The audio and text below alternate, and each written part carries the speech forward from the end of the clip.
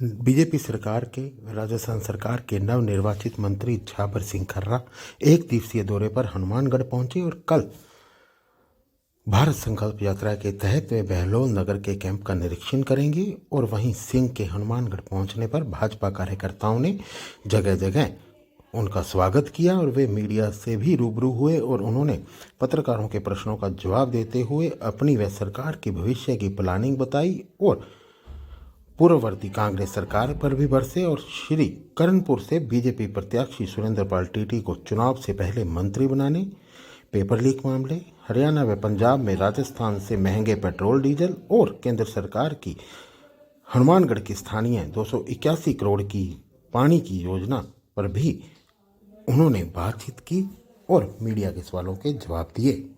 किस तरह आना हुआ हनुमानगढ़? राजधानी से 400-450 किलोमीटर दूर विकसित भारत संकल्प यात्रा के कैंप किस तरह से चल रहे हैं, ये देखने के लिए हम हनुमानगढ़ जिले में आए हैं। कल सुबह विकसित भारत संकल्प यात्रा के कैंप का निरीक्षण करेंगे और फिर उसके बाद आगे के कार्यक्रम। एज ए मंत्री आपने शपथ ली है, आगे का क्या प्लानिंग, कोई स्टेट वाइज कुछ ऐसा राजस्थान के लिए?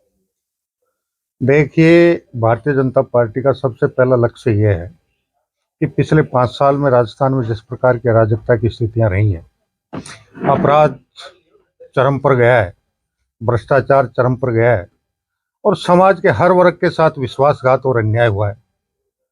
आरपीएससी जैसी संस्था पे जो दाग लगे हैं, इन सारी परिस्थितियों को साफ करते हुए हम राजस्थान में सुशासन स्थापित करने और पारदर्शी और निष्पक्ष रूप से आने वाले वर्ष 5 साल में भारतीय जनता पार्टी की केंद्र सरकार की जितनी भी योजनाएं हैं और राजस्थान सरकार के लिए भारतीय जनता पार्टी ने चुनावों के समय जो संकल्प पत्र जारी किया था और उसमें हमने जो संकल्प लिए थे, उनको धरातल पर निश्चित रूप से उतारकर पारदर्शी रूप से भ्रष्टाचार रहित वास्तविक पात्र लोगों तक उनका लाभ पहुंचे।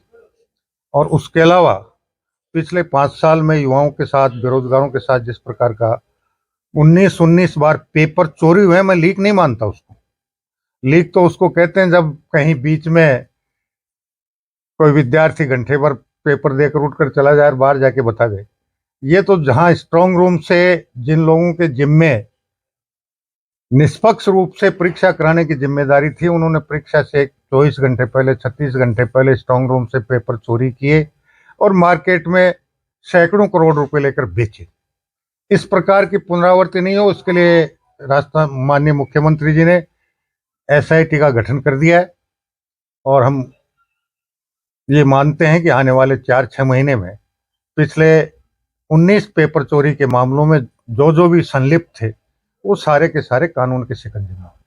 उसे करणपुर में यहाँ चुनाव हो रहे हैं, करणपुर गंगानगर की हो रहा है, उसमें आपके नॉलेज में सुरेंद्र पाल टीटी चुनावों से पहले मंत्री बना दिया है, कांग्रेस सवाल उठा रही। देखिए, जो आज की तारीख में कानून और नियम है, उसका तो कहीं कोई उल्लंघन हुआ नहीं है।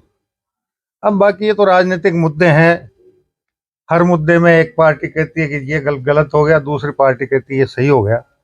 वो उनको अगर कोई दिक्कत है तो जो सक्षम स्तर पर जहां भी उनको शिकायत करनी, निष्पक्ष जांच होकर जो भी वास्तविकता होगी वो आम आदमी के सामने आ जाएगी। हनुमानगढ़ गंगानगर सर, उसके लिए भी क्योंकि ये कानून व्यवस्था की स्थिति का मामला है और कानून व्यवस्था की स्थिति बदतर होने के कारण ही अपराध चरम पर पहुंचा था। और अपराध बढ़ने के पीछे 2 ही कारण होते हैं, एक नशाखोरी और दूसरा आर्थिक। तो निश्चित रूप से जब हम कानून व्यवस्था को सुदृढ़ करेंगे तो नशाखोरी पर भी अंकुश होगा। भाजपा ने जो सर अभी नीतियों को हम पूरा करेंगे, इसमें कहीं कोई संदेह करने की आवश्यकता नहीं। हरियाणा, पंजाब और राजस्थान 15 से 20 रुपए पेट्रोल डीजल का फर्क है। बिल्कुल सही है आपकी बात और भारतीय जनता पार्टी इस पे भी मंथन कर रही है और आने वाले बजट में शायद हम राजस्थान के आम जनता को इस मामले में भी कोई राहत भरी खुशखबरी देने में सक्षम हो। यहाँ पर सर